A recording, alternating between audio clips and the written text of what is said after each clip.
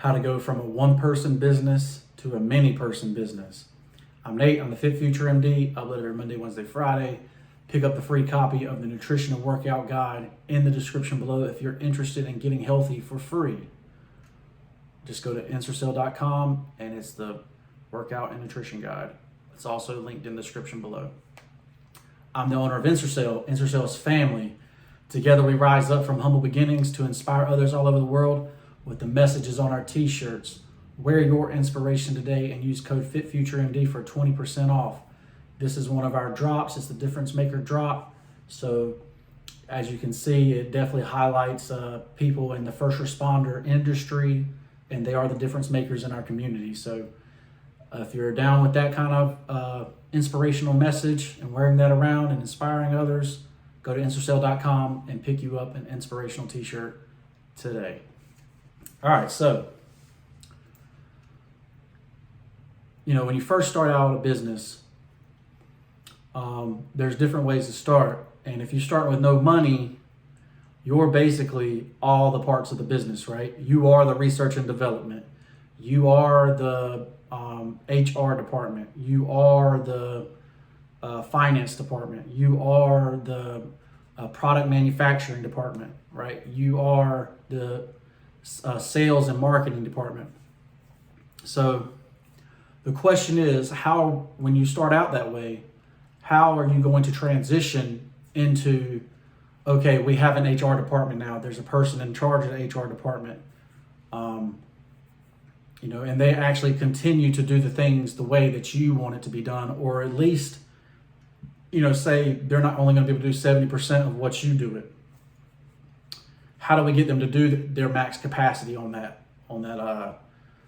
thing that they're doing, right? So, all right, so when you are doing something, right? So say I go and, I'm opening a Shopify store, right? And I'm going to sell my product on Shopify, on my own website, right? And I'm going to add a product. I'm going to write down the steps of adding that product onto the website in a standard operating procedure, okay? So that way, when I replace myself with an employee, I already have a standard operating procedure for them to follow, right? And, that way, training is faster, and they're doing it the way, there's no excuse for them not to do it the way that you want it to be done, right? So that is the first way is, when you're doing things, don't just blindly click around and do things, or, just make it happen. Take 5 minutes extra time right there, and that's hard when you're first starting out because, you may still be working a full-time job, stuff like that. And, but write down that standard operating procedure on that, whatever you're doing. Obviously, when it comes to legal things, you kind of have to, so I have an SOP on finding out whether something is trademarked or not, right? And if it's not trademarked, that means I can use it. Also, I still do it the drop method, right? Because, so say somebody does trademark it eventually, I want that to be a long gone, long memory, that kind of thing, right? So that's legal stuff, right? But, I'm not a lawyer, so, but I'm going to write that SOP down. If I replace myself as designer, that designer is going to know to, hey, go look up and make sure that it's not copywritten. And if I'm that big where I actually can afford a designer, then, we're obviously going to make sure we run it through actual lawyers and stuff. But, when you're small, most people are not going to come after you anyway. You got nothing, there's nothing for them to gain, right? You ain't even sold, you might sell 10 units of something, when you're first starting out, and,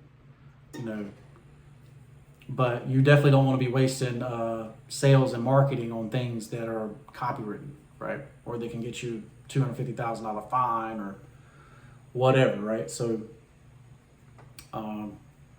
keep that in mind, when you're making your business, right? And then the last kind of thing is, once you get somebody trained, you kind of have to let them do their job. They can talk to you about what they're doing, and you see the end result, but, the middle, is not really going to matter to you.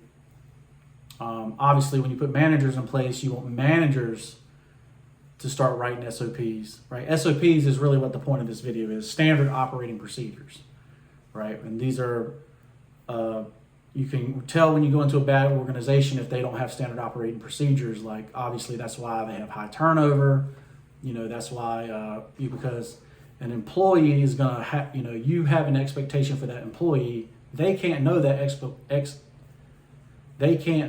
expectation unless you tell it to them. And the easiest way to tell it to them is, hey, this is the SOP for your job, right? These are all the functions that you are going to be doing. These are the 10 things that you are to perfect, right?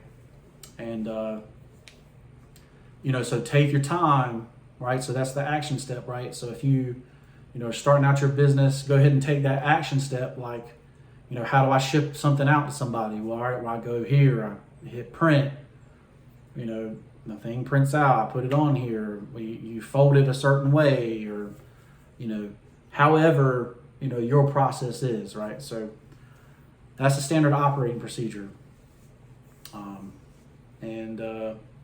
That's pretty much it for this video as far as how to, go from a one person thing to a many person business, right?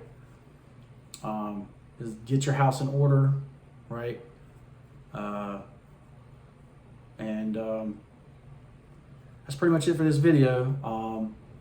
Go to Ensorsale.com, get you a difference maker t-shirt if you're vibing with the message of the t-shirt, right? There's a message that you want on a t-shirt, make sure you send me an email, ensorsale@gmail.com, FitFutureMD@gmail.com, and we'll try to make that for you. Because really it's about, inspiring others all around the world, right?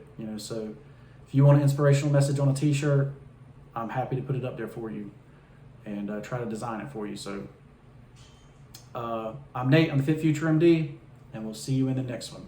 Peace.